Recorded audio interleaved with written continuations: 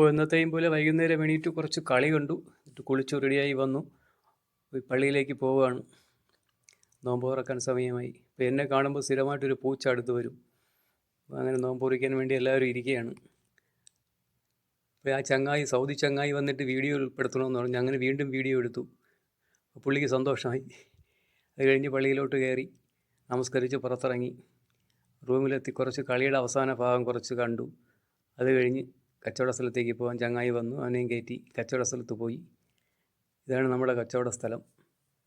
അതിനകത്ത് സാധനങ്ങളൊക്കെ സെറ്റ് ചെയ്തു. എൻ്റെ പണി കഴിഞ്ഞു. ഞാൻ പുറത്തിറങ്ങി.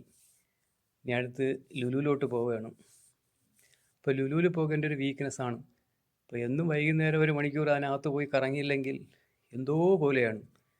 അപ്പോൾ അതിനകത്ത് കിടന്ന് ഇങ്ങനെ കറങ്ങി ഓരോ സെക്ഷനിലായിട്ട് കയറി വെറുതെ നടക്കുകയാണ്.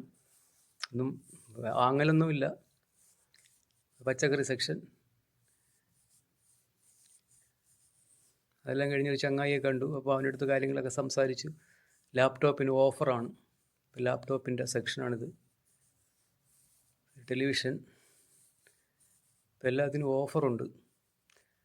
അതെല്ലാം കഴിഞ്ഞ് നേരെ റൂമിലേക്ക്. ഇനി നാളെ കാണാം.